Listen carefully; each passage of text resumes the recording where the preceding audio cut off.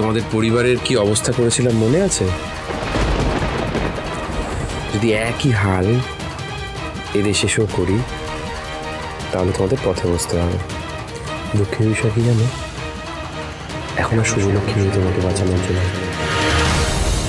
তাই তোমার পরিবারকে যদি এখন পথে বসতে হয় তার জন্য শুধুমাত্র তুমি দায়ী হবে না।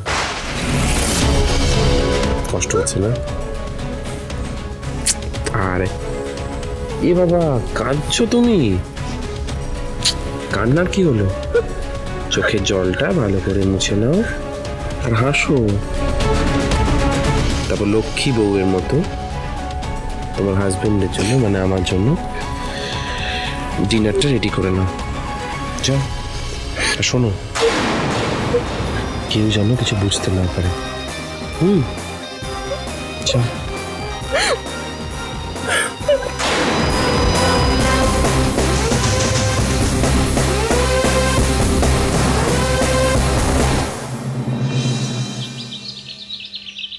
হ্যাঁ, অর্ডারটা ডিসপ্যাচ হলে আমাকে জানাবেন, ইয়া আপনি আমাকে হিসেবটা পাঠিয়ে দেবেন।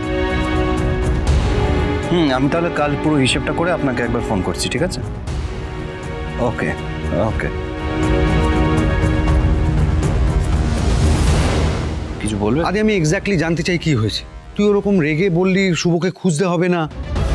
তোর সাথে কি শুভর দেখা হয়েছিল? শুভ কি বলেছে এই বাড়িতে আসবে না? দেখো মেজকা যে বাড়িতে নেই তাকে নিয়ে আমি কথা বলতে চাই। আর তাও যদি তোমাদের এই টপিক নিয়ে কথা বলতে হয় তাহলে প্লিজ আমাকে অ্যাটলিস্ট এর মধ্যে জড়িয়ে নাও। তোমাদেরকে কিছু থেকে বারণ করবো সে অধিকার আমার নেই, বা বলার জোরও আমার নেই। কিন্তু একটাই রিকোয়েস্ট, আমার কাজের খুব চাপ আছে, তাই আমাকে বিরক্ত করো না প্লিজ। হ্যাঁ,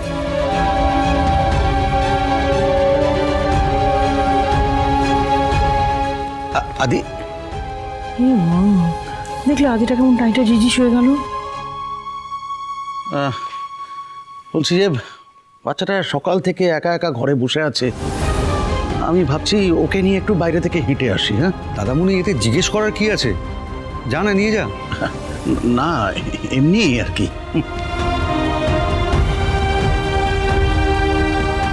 বলছি, ও তো সকাল থেকে কিছু খায়নি, এই কলাটা ওকে খাইয়ে দাও। আচ্ছা বেশ, এই নাও দাদু ভাই, ধরো। দুপুরের রান্নাটা শেষ হলো? না, আমি সারছি।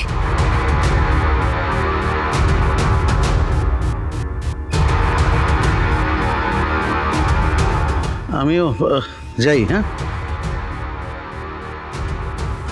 এই মহিলার জন্য আজকে এই সংসারে এই অবস্থা।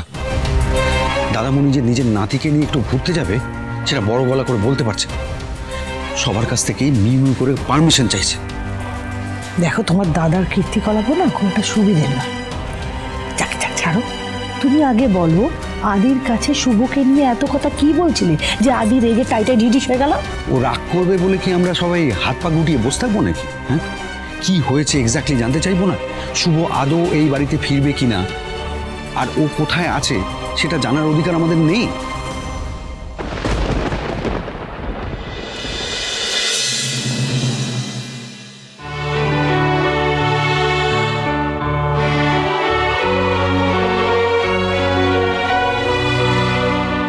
তোমাকে যেতে হবে না গো, আমি যাচ্ছি সোনামার ওষুধ আনতে। দাও আমাকে। না, তুই পারবি না, আমি গিয়ে নিয়ে আসছি। আর তাছাড়া আমাকে কাজেরও খোঁজ করতে হবে। তুই এখানেই থাক, ওর খেয়াল রাখ।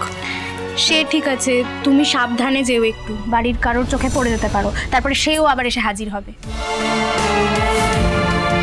শুভ, আজ আমি যদি এখান থেকে চলে যাই তাহলে কিন্তু কোনোদিনও ফিরে আসবো না, কোনোদিনও ফিরে তোমাকে ডাকবো না। আমি কারোর ডাকের অপেক্ষা করছি না আদি, এলে আসবে।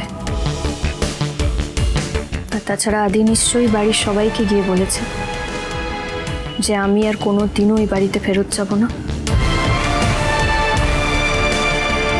আমার শুধুমাত্র কেশবের সঙ্গে দেখা হওয়াটা খুব দরকার ছিল। ওর সঙ্গে দেখা হলে আমি ওই গেম চলছে, খেলা চলছে এসব বলে আরো কটা দিন ওকে শান্ত করে রাখতে পারতাম। তুমি কি কেশবের সঙ্গে দেখা করার জন্য ওই বাড়িতে যাবে ভাবছো নাকি? হ্যাঁ, যাব। 100 বার যাব, 1000 বার যাব, আমার অধিকার আছে যাওয়ার। আমি চাই কেশবকে আমার কাছে একেবারে নিয়ে আসতে, ব্যাস। সেটা ছাড়া ওই বাড়িতে যাওয়ার আমার বিন্দু মাত্র কোনো ইচ্ছে নেই। লক্ষ্মী মা আমার।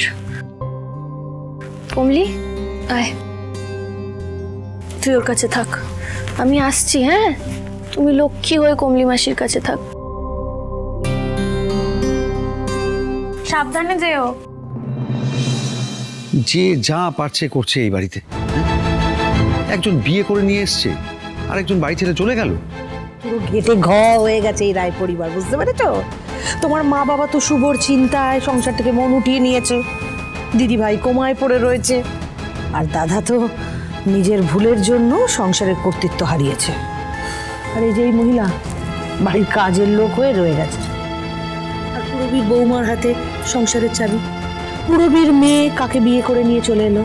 আমার মনে হয় না আকাশকে নিয়ে পুরবী আর রূপকের কোনো প্রবলেম হচ্ছে। ভালোই আছো? তো তুমি কি বলতে চাইছো? আমি আর কিছু বলতে চাইছি না, আমি বলতে চাইছি যে সবাই যখন নিজেদেরটা গোছাচ্ছে, আমরাও আমাদের আখের গোছাবো। রমিত শিরিনকে নিয়ে তো ভাবতে হবে, শিরিন যাতে এরকম একটা বিয়ে করে টাইটে ডিজিজ করে না ফেলে। আর রমিত তো অ্যাক্টিং করছে, করুক, কিন্তু ওর জবের ব্যাপারটা, কাজের দিকটায় সিরিয়াস থাকতে হবে, গোছাতে হবে, বুঝতে পারছো? শেষে রায়বাড়ির এই অবস্থা হলো, যে যার নিজের কথা আলাদা করে ভাবছে। এক ছাদের তলায় থেকেও সবাই আলাদা।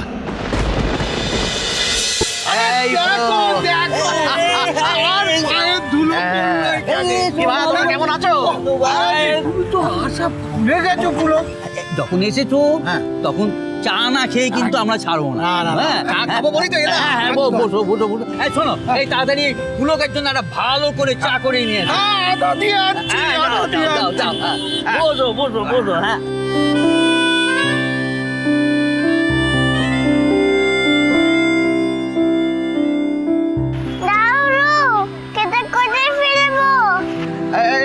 ওদিকে ফেলে দাও দাদু ভাই। হ্যাঁ, আচ্ছা, মুখার্জি বাবুর খবরটা কি? হ্যাঁ, মুখার্জি বাবুর কিন্তু খুব শরীর খারাপ। ও তাই নাকি?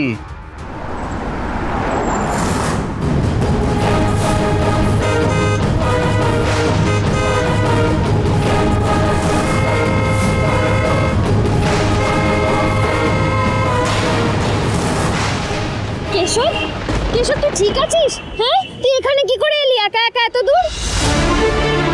আমি ঠিক আছি, আমি দাদুর সাথে এসেছি। দাদুর সাথে?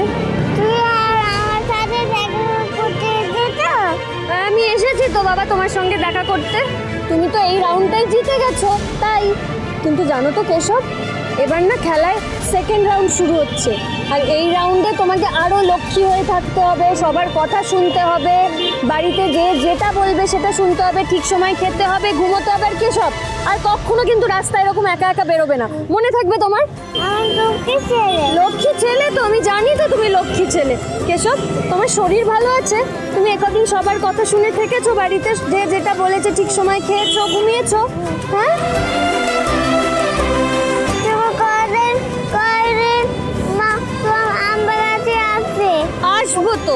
আসবো তো বাবা, আমি খুব তাড়াতাড়ি তোমার কাছে আসবো, এসে তারপর তোমাকে আমার কাছে নিয়ে আসবো, কেমন? আমার দাদু ভাই কোথায় গেল? তাই তো, দাদু ভাই। পুলক বাবু, নাতিকে খুঁজছেন? হ্যাঁ, ও তো ওইদিকে একটু হলে গাড়ি চাপা পড়ছিল। কি বলছেন?